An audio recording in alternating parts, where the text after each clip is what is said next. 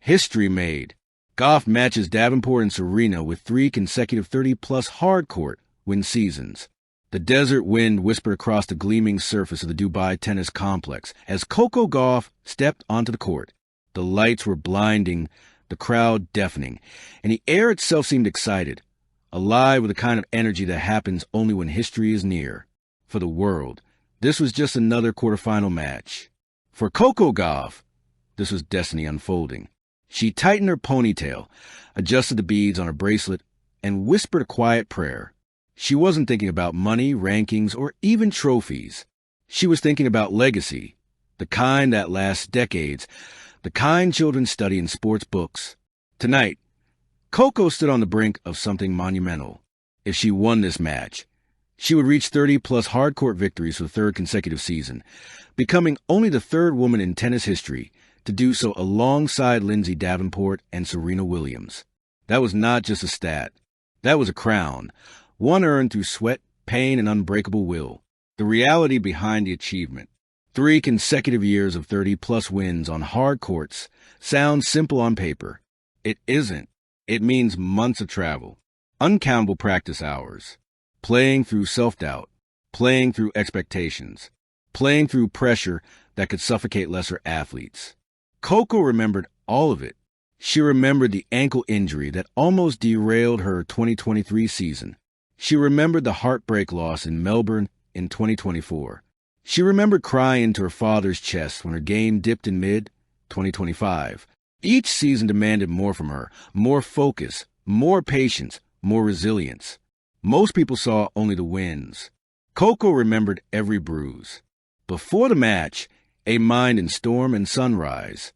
She sat on her bench, letting the crowd noise fade into a soft, rumbling hum. Her coach handed her a towel. "You know what this match means," he said gently. "I know," she whispered. Her father, watching from far away in Florida, had texted her earlier. Win or lose, history has already felt your footsteps.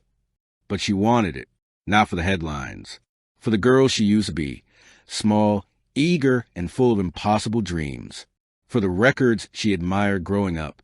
For the 2 women whose names she was about to stand beside, Lindsay Davenport, Serena Williams. Icons, giants, names that shaped eras. Coco inhaled deeply. Let's make history. The first set, a fight against expectations. Her opponent tonight was number 7 seed Eliska Vondroukova, a woman whose ground strokes cut through the air like knives and whose intensity intimidated even seasoned veterans. Eliska wasn't there to participate in Coco's legacy. She was there to destroy it. The first serve was blistering, forcing Coco to lunge sideways, barely catching the ball on her strings. "Out!" the umpire called. Coco closed her eyes briefly, steadying herself. Eliska began to match aggressively, painting lines, forcing errors. She took the lead 3-1 within minutes. The commentators started murmuring. "She looks tense.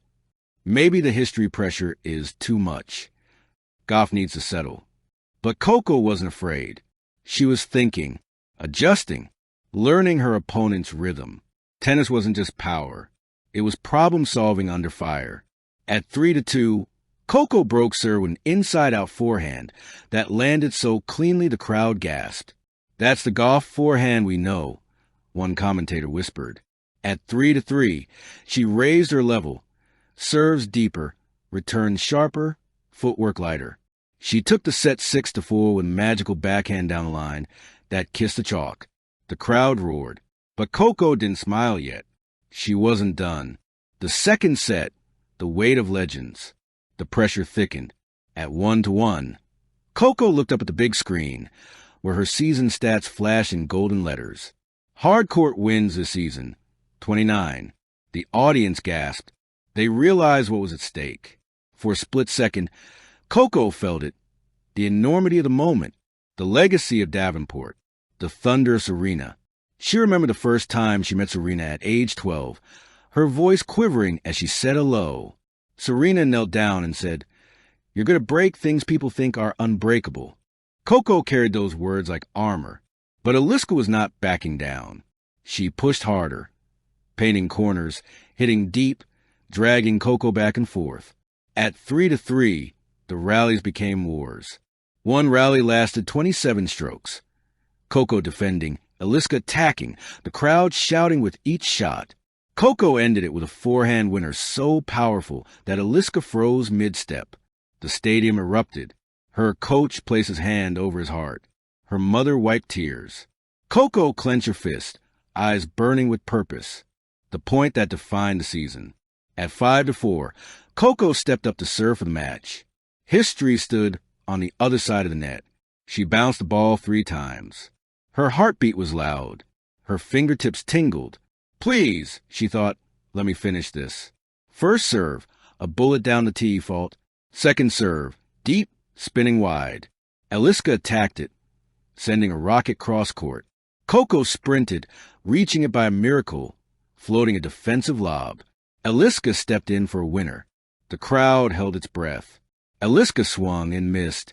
The ball caught the net tape and fell back on her side. Match point. History point.